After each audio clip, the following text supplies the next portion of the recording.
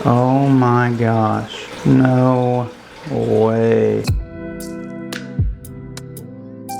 Hey, what's going on, everybody? Welcome back to the channel. If you are new, thank you for joining us today, and for everybody else, welcome back. If you have not visited the csbrand.com, we have sold out of plants for last week.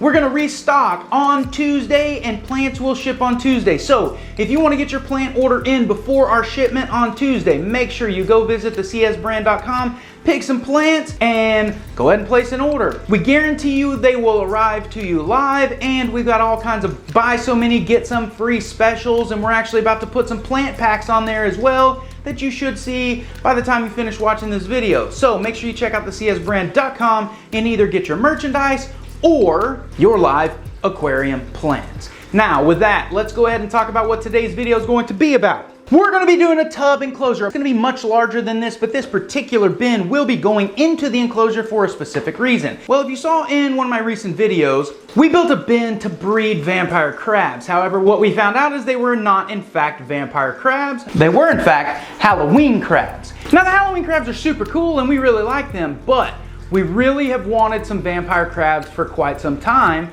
and we finally found some today at Aquashella. We were at the Aquashella show today in Dallas, and if I happen to have run into any of you, well, I'm glad I got to meet you and thanks for coming out. So we went ahead and picked up some vampire crabs, and what has always interested me about vampire crabs is if you know me in the fish room and you've watched my videos, you know that I love to breed guppy. One of the reasons I love to breed guppies is because it's easy. You just put them in the tank and they breed, and it's a really cool experience, especially for little Max Robert to experience. So the vampire crabs are very similar. They give birth to live young, essentially. The mother will carry 20 to 80 eggs, and they will hatch on her body and actually come out as a fully developed crab. Moon crabs, as an example that I just showed you, as well as fiddler crabs, they actually have a larval stage where they have to be in the water column of an ocean or a simulation of the ocean, which is hard to create in captivity for them to actually develop. So we failed horribly at trying to breed fiddler crabs, and we've done multiple videos. As you can see here, we set up this first bin enclosure where we tried to breed them. Did not work, of course. So we upgraded them to this epic bin enclosure here, and today we're going to be doing another bin enclosure for vampire crabs that will actually breed in captivity. Now this particular species of vampire crab is sometimes referred to commonly as an orange disco vampire crab. And super cool little creatures. They need a paludarium style setup, and that's what we're gonna do in this bin today. About 80% terrestrial, 20% water, and we're gonna give them a great home so they can go ahead and have tons of babies for us here in the Christopher Scott fish room. So let's get into this today. So what we're gonna start with is this 40 quart Sterlite plastic tub from Walmart. Now I've already taken this thing and cleaned it out completely. What I like to use to clean my plastic bins is regular blue Dawn dish detergent, and you just want like one tiny little drop in here, and then you suds it up, wash the sides and everything, and it gets that kind of like oily plasticky feel out of here, and then you rinse it really, really good. Then what I'll do is I'll come back, I'll use one of our favorite products from API, and that is the Safe and Easy Aquarium Cleaner, because this stuff works great on the outside and inside of your aquarium. So we've already went through and cleaned that, because there's no point in showing you guys how to clean a tub. I'm sure you can figure it out on your own. So this tub is fully clean. We're gonna start by creating a nice 80% terrestrial area for these crabs, only leaving 20% for water. And to do that, we're gonna use this little tiny tub. And we're actually gonna place this thing right here inside of it, and this is gonna be our terrestrial area. This will prevent all of the dirt and debris and everything like that getting into this tub.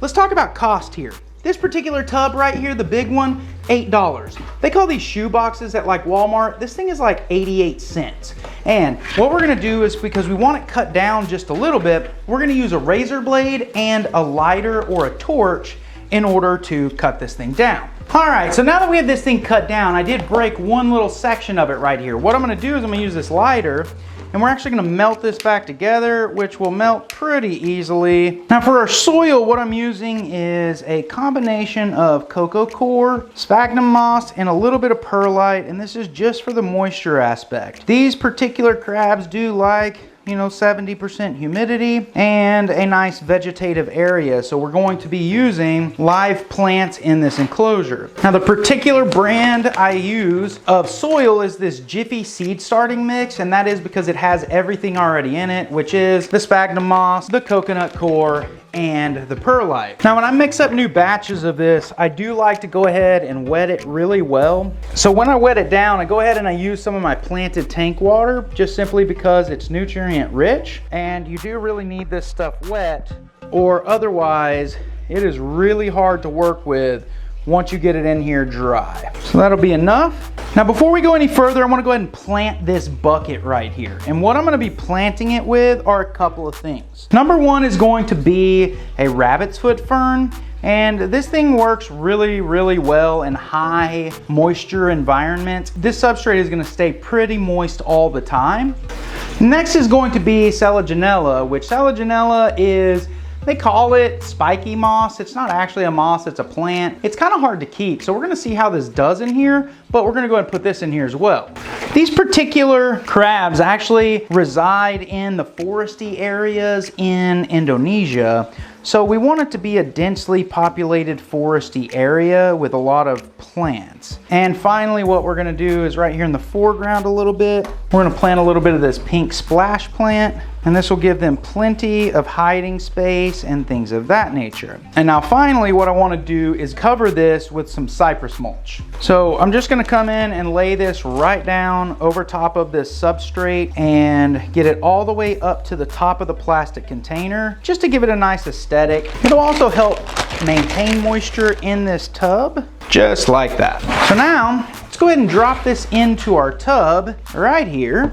So now that we have our land area in here, we want to go ahead and start building our aquatic section. To do that, what I want to use is just some pieces of sandstone. And it's really just to get this thing built up so these crabs have some sort of a way to get up out of the water and into their land area. And any place we have gaps back here, what I want to do is just backfill this with a little bit of pea gravel, and that will help keep the stability of this. It will also help harbor some beneficial bacteria.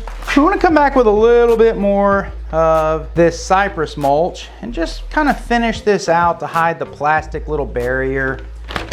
Make it look foresty, like it's kind of sitting on the edge of a creek bed or something like that. So now that we have this completely done up here in this terrestrial area, what we want to do is come back and add some substrate down here in our water area. And what I'm going to use for this down here is going to be some of this all-purpose sand, and that's just simply because it will match this rock really well, and I already have some cleaned out from a previous build I did. As far as water level goes, we just want a really nice, wet, high humidity area with some water where they can get into the water and fully submerge if they want to. And with that, our entire scape is completely done. So what I want to do now is I want to go ahead and get this thing filled up with water. So let's start with that. All right, guys, well, we went ahead and got our water in this tub. And this water is from a tank that is fully cycled and such, and we've been running this on filtration. We're not going to put filtration in this tub for right now. I want to build some filtration for it. I'll do that in a later video, but what I have done is I've filtered through this water using a pump and a filter system just to get the water nice and clear and getting the beneficial bacteria going in this tub. I've tested the water parameters. They're perfect for these little crabs, and I want to go ahead and introduce you to the crabs now. We're going to start with a male. This is an amazing little creature. These things are fantastic climbers, but if you notice, he's got an orange top, he's got orange eyes, and then purple claws. It's a super cool little crab here, but this is our little male right here, and he looks fantastic. So we're going to go ahead and get him in, and there he goes. He is in there and has found him a little hiding spot up underneath our little Selaginella, and he will be just fine right there. Now, moving over here, we're gonna be looking at our females. Now the female, this particular female is not very colorful yet. Could be because of age, all different kinds of things, but she is a beautiful little female. And we're gonna go ahead and get this female in here as well. See if she'll go off on her own.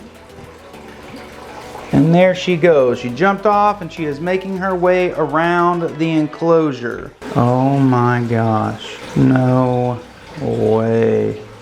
Oh my gosh, guys, you're not gonna believe this, but we're not gonna talk about what's right here or in this bucket. I just let the other female go, guys. I'm not gonna talk about this in this video. You're gonna have to come back. There's something in here. Wow. No freaking way. With that, let's take a look at this enclosure real quick. We got one of our females over here. We have another female right back here. I don't know where the male has made his way to. He's probably still up underneath the plants and such. Probably buried himself. But overall, the enclosure looks fantastic. Everything looks wonderful. The crabs are in here. And there is just something I wish I could show you right over here that I'm not going to. So you'll have to stay tuned. All right, guys, well, hopefully you went on to enjoy this video. Hopefully you like this little tub setup. You're gonna have to stay tuned. Make sure you hit that subscribe button so I can show you what was in here that I haven't shown you in this video. It will be coming very, very soon, I promise you. But make sure you subscribe, make sure you like the video, and comment down below. Let me know. I have 2 females and a male. I'd love to have names for these guys, but we have actual vampire crabs in the fish room for the first time ever, and I am already in love with them, guys. So make sure you check out the csbrand.com, pick you up some merch or some plants. Like I said, plants will be shipping on Tuesday, so make sure you get your order placed before Tuesday so you can get them before the end of the week. And with all of that, I really appreciate the support, guys, and I really, really am truly grateful. And with that, thank you very much, and we will see you next time.